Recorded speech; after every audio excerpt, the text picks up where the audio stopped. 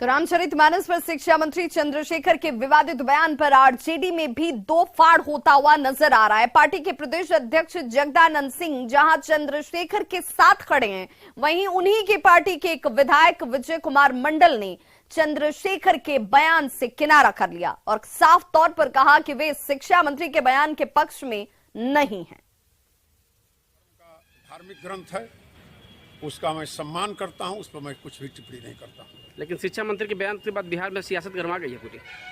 अब शिक्षा मंत्री जी किस परिवेश में बोले हैं उसका जवाब वो देंगे। मैं उनके बयान के पक्ष में नहीं। तो इसके पहले शिक्षा मंत्री चंद्रशेखर ने आज एक बार फिर से कहा कि वो किसी से भी डरने वाले नहीं हैं, वो मरते दम तक संघर्ष करेंगे।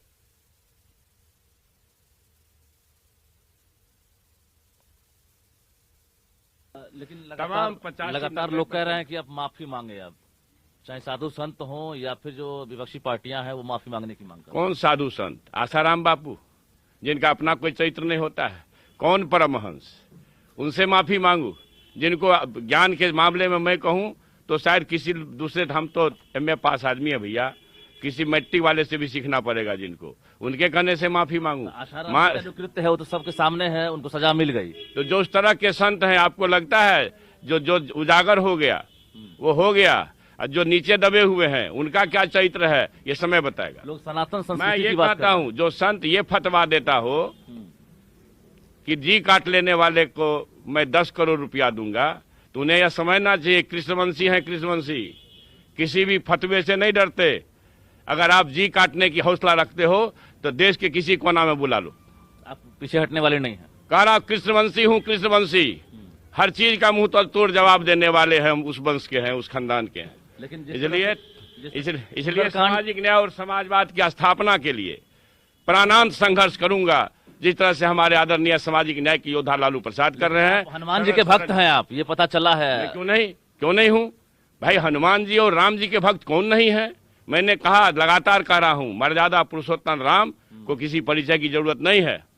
मगर तुलसीदास दुबे जी ने रामचरितमानस के जो जिस खंड में उत्तरकांड हो, सुंदरकांड हो, अरण्यकांड हो, जो कुछ चौपाई लिखे हैं, वह संपूर्ण वंचित समाज को अपमानित करने वाला है। मैं उस पर स्टैंड करता हूँ, और कहीं भी देश के किसी कोने में कोई भी योद्धा हमसे आके शास्त्रार्थ कर ले। सुंदरकांड आप पढ़ते हैं कि नहीं, पाठ करते हैं कि नहीं, क्योंकि हनुमान जी के भक्त हैं आप?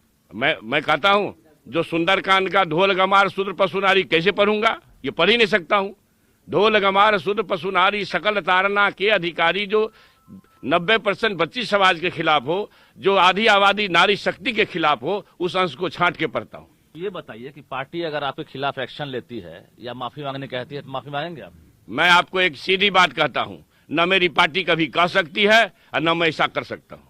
कैबिनेट के कद्दावर मंत्री हैं आप, शिक्षा विभाग है आपके पास, आपने रिस्क तो लिया है। मैंने सबसे बड़ा सवाल छेड़ा है देश के सामने और दुनिया के सामने कि वंचितवाद को दफन करने वाले, अपमानित करने वाले कोई भी प्रयास को मुंह तोड़ जवाब देंगे। आप अभी रिस्क लिए हैं कि नहीं ये बताइए? आप कैबिनेट मंत्री हैं, इतना बड़ा बयान दिए हैं, तो पार्टी के लिए मैंने अगर सत्य बोलना रिस्क लेना है तो समझ लीजिए वह रिस्क है। मैं सत्य बोला हूं और सत्य के पक्ष में खड़ा हूं। कोई किसी को रिस्क लगता है तो आपको लगता होगा, चैनल वाले को लगता होगा, मेरे और मेरे नेता को नहीं लगता।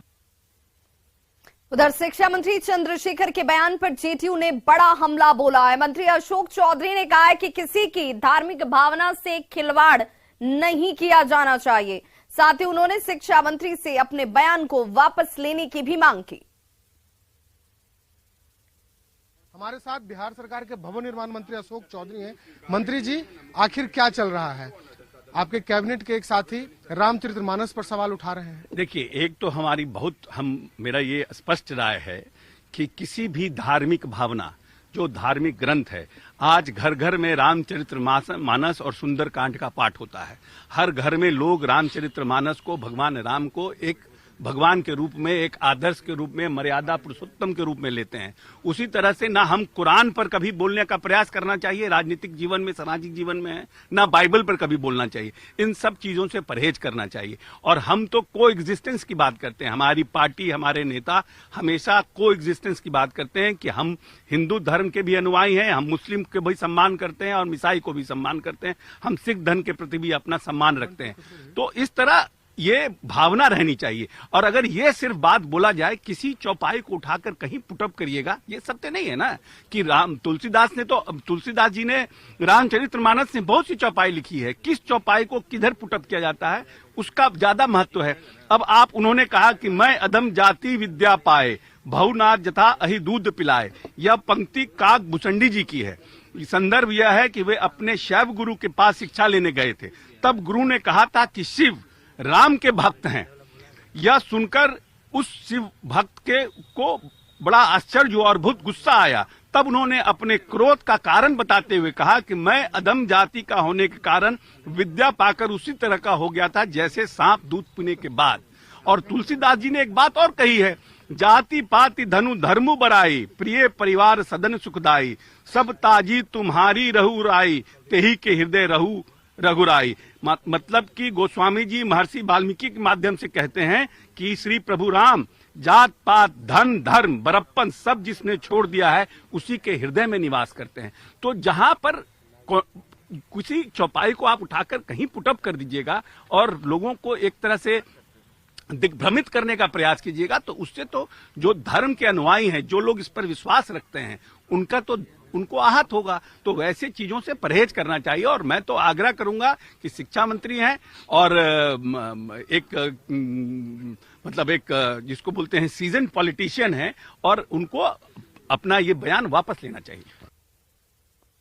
तो शिक्षा मंत्री चंद्रशेखर के बयान का एक तरफ जहां राजद ने खुलकर समर्थन किया, वहीं जदयू ने विरोध जताते हुए सवाल खड़े किए हैं। नेता प्रतिपक्ष और बीजेपी नेता विजय सिन्हा ने राजद और जदयू के आमने सामने पर कहा कि जब जदयू ने विरोध किया है तो जगदानंद सिंह इसके समर्थन में उतर चुके हैं, क्योंकि दोनों एक दूसरे को ठगने में लगे हुए हैं और अब देश की सांस्कृतिक विरासत को ठगने का काम किया जा रहा है।